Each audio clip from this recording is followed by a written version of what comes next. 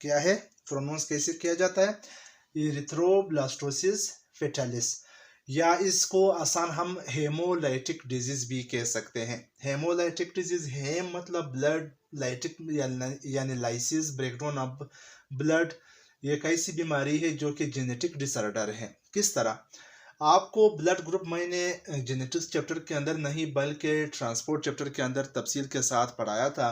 वहाँ पर हमने RH फैक्टर की बात की थी। इसको RH क्यों कहते हैं, क्योंकि ये सबसे पहले रिसस मोंकी में डिस्कवर किया था गालिबन 1930 के अंदर। लैंड स्टेनर वगैरह ने और इसके स्टूडेंट्स वगैरह ने ये काम किया था। तो RH फैक्टर आज हम इस बीमारी से रिलेटेड पढ़ते हैं।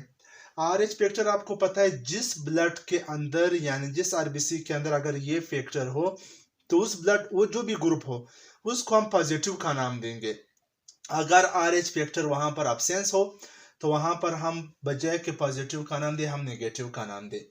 यानी कि अगर कोई बंदा कहे कि मेरा ब्लड ग्रुप A पॉजिटिव है, इट मीन्स कि इसका ब्लड ग्रुप है A, यानी उसके अंदर एंटीजन A अवेलेबल है या एंटीबॉडी B अवेलेबल है, इस वजह से इसको यह नाम दिया गया है। अगर वहां पर पॉजिटिव भी उन्होंने लगाया, इट मीन्स कि वहां पर RH फैक्टर भी है। अगर वहां पर कुछ ना लिखा हो या नेगेटिव लिखा हो तो इसका मतलब है कि वो क्या है, नेगेटिव, यानी वहां पर RH फैक्टर अब्सेंट है। बात समझ आ रही होगी ना। अब मसला क्या है यहाँ पर, कभी कभार ऐसा होता है, बल्कि अक्सर होता है, जब कोई ऐसी फीमेल जो RH नेगेटिव है, यानी कि RH फैक्टर उसके अंदर ना हो, ब्लड ग्रुप उसका नेगेटिव हो, वो ऐसी मेल के साथ शादी करती है जो कि जिसका ब्लड ग्रुप पॉजिटिव है। पॉजिटिव यानी कि RH उसके, यानी RH फैक्टर उसके ब्लड के अंदर है।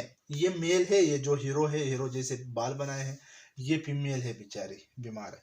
अच्छा, यहाँ पर मैंने डी लिखा है। डी अगर स्मॉल डी आ जाती है, इट मीन्स कि ये RH नेगेटिव है।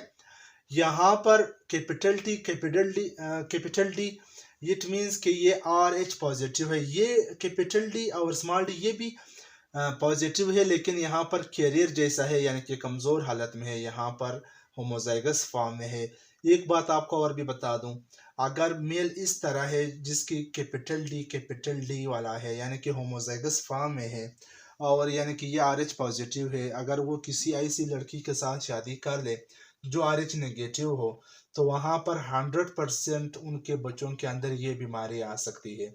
अगर मेल इस तरह हेट्रोजाइगस फॉर्म में हो तो वहाँ पर 50% ये चांस है, यहाँ पर मैंने लिखा भी है, वहाँ पर फिर 50% चांस है कि वो इसके बच्चे इफेक्टेड हो। अगर मेल स्मॉल डी वाले बन आ गया, यानी कि फीमेल भी RH नेगेटिव है और मेल भी RH नेगेटिव, तो उसके फिर किसी भी बच्चे के अंदर ये बीमारी नहीं आती। ये बीमारी किस तरह आती है अभी आपको बताता हूँ। जब इन दोनों की शादी हो जाती है, फर्स्ट प्रेगनेंसी के दौरान, उसके बच्चा मतलब बन जाता है, और उस बच्चे के अंदर अपना भी ब्लड बन जाता है, और उसकी अम्मी के साथ वो लिंक्ड है थ्रू प्लेसेंटा। ये जो ब्लैक कलर का मैंने यहाँ पे ड्रा किया है, ये क्या है, ये प्लेसेंटा है। At the time of birth, या कभी कभार कोई इंजरी आ जाती है, या अक्सर बर्थ के दौरान ये प्लेसेंटा क्या हो जाती है, ये इसकी ब्रेकडाउन हो जाती है, यानी कि ये डिटेच होना शुरू करता है। इस दौरान चांस है कि यहाँ बेबी से RBCs एंट्री कर ले और माँ के ब्लड स्ट्रीम तक पहुंच जाए। इसके RBCs जब वहां पर जाते हैं तो उसके RBCs के ऊपर RH पॉजिटिव है, लेकिन ये जो फीमेल औरत है वो तो नेगेटिव है।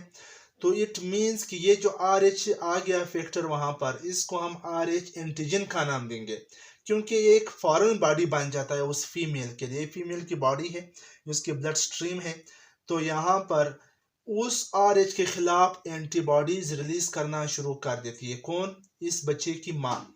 जब इस तरह वो अपने अंदर, मतलब उसका इम्यून सिस्टम एक्टिवेट हो जाती है, अक्सर बी लिम्फोसाइट्स इसको रिकॉग्नाइज करते हैं। सही, थर्ड लाइन या सेकंड लाइन ऑफ डिफेंस, या हमने इम्यूनिटी को तफसील के साथ पढ़ा है, वहां से आपको ये चीजें समझ आ सकते हैं। तो यहाँ पर ये इसके बच्चे के खिलाफ आप लड़ना शुरू करती है, लेकिन बच्चा डिलीवर हो जाता है, बच्चा पैदा हो जाता है।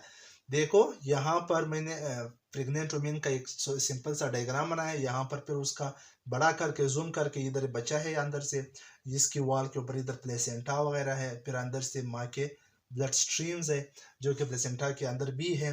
तो वहाँ तक ये चले जाते हैं और वो फीमेल इसके खिलाफ एंटीबॉडीज रिलीज करना शुरू कर देती है, क्योंकि ये RH एंटीजन उसके अंदर चला गया, वो नेगेटिव है, ये पॉजिटिव है, तो जाहिर सी बात है ये उसके लिए एक फॉरेन पार्टिकल बन गया। तो इस दौरान हो सकता है ये बीवी मर जाता है या उसके अंदर कोई बीमारी आ जाती है, लेकिन ये प्लेसेंटा तो तब डिटेच या ब्रेक हो जाता है जब बच्चे की पैदाइश का वक्त होता है ना, तो बच्चा सही सालिम पैदा हो जाता है। लेकिन कभी कभार उसके अंदर कुछ सिम्टम्स आते हैं जॉन्डिस वगैरह का, सही। लेकिन ये फर्स्ट बेबी तो आसानी से मतलब पैदा हो गया, लेकिन दूसरी बार जब ये फीमेल प्रेग्नेंट होती है तो एक प्रॉब्लम होता है। वो प्रॉब्लम क्या है, इस बच्चे का ब्लड जब भी उसके साथ अटैच होता है कोई भी इंजरी आ सकती है, सही है, या पैदाइश के वक्त पिछली बार एंटीबॉडीज तैयार नहीं बैठे थे, अब तो उसके इम्यून सिस्टम को पता है, जिसको कहते हैं एक्टिव इम्यूनिटी, तो उसको पता है उसके पास ऑलरेडी इसके खिलाफ आर्मी है, एंटीबॉडीज है, सही। तो उस वक्त अगर ये दूसरी बार प्रेग्नेंट होगी, इसी तरह कंडीशन था, उसका बच्चा वापस RH पॉजिटिव निकला और वो खुद RH नेगेटिव है, तो इन दोनों के एंटीबॉडीज और उसके यानी माँ की एंटीबॉडीज और उसका RH फैक्टर के दरमियान लड़ाई स्टार्ट हो जाती है। तो इस दौरान RBCs का डेथ हो जाती है और इससे बिलिरुबिन वगैरह रिलीज होती है, तो बच्चे का शक्ल यानी उसका चेहरा, उसका सारा शक्ल जॉन्डिस उसके अंदर आ जाती है, यानी कि यरकान येलो या पीला कलर उसका हो जाता है। एनीमिया हो सकती है, उसके अंदर ब्लड की कमी हो जाती है। दो तो बीमारियां हैं, लेकिन कभी कभार ये इतनी सीवियर हो जाती है कि बच्चे की डेथ हो जाती है। ठीक है, इसकी प्रिवेंशंस क्या है, एक बात आपको भी बता दूं कि प्रिवेंशंस है, इसके इलाज है, क्या है प्रिवेंशंस, ये है कि अगर फीमेल नेगेटिव हो तो उसको नेगेटिव मेल के साथ शादी करनी चाहिए, या अगर वो पॉजिटिव हो तो पॉजिटिव को तो फर्क नहीं पड़ता, ठीक है, सही। यहाँ पर ट्रीटमेंट की बात बता रहा हूँ। इंजेक्शन ऑफ RH एंटीसीरम, इसके लिए फर्स्ट ट्राइमेस्टर में यानी कि 3 महीने के अंदर अंदर अगर जब फीमेल ये प्रेग्नेंट हो जाती है, अगर ये वाला इंजेक्शन जिसका नाम है इंजेक्शन ऑफ RH एंटीसीरम, यानी इसके अंदर बहुत सारे RH एंटीबॉडीज है, सही है, ये लगाया जाता है ताकि अगर बच्चे के तरफ से कोई RH आ जाए तो यही एंटीबॉडीज उसको मार देते हैं, बजाय कि उसकी अम्मी का इम्यून सिस्टम एक्टिवेट हो जाए, उससे पहले ये उसको मार देते हैं। और फिर जब बच्चा पैदा हो जाए तो 72 घंटे के अंदर एक इंजेक्शन लगवाया जाता है। तो ये एक छोटा सा लेक्चर था जिसका नाम है एरिथ्रोब्लास्टोसिस फेटालिस, बहुत इंपॉर्टेंट है, अक्सर एग्ज़ाम के अंदर ये सवाल आता है। उम्मीद करता हूँ आपको समझ आ गया होगा। अगले लेक्चर तक मुझे इजाज़त दीजिए और मेरा चैनल सब्सक्राइब कीजिए। अल्लाह हाफिज़।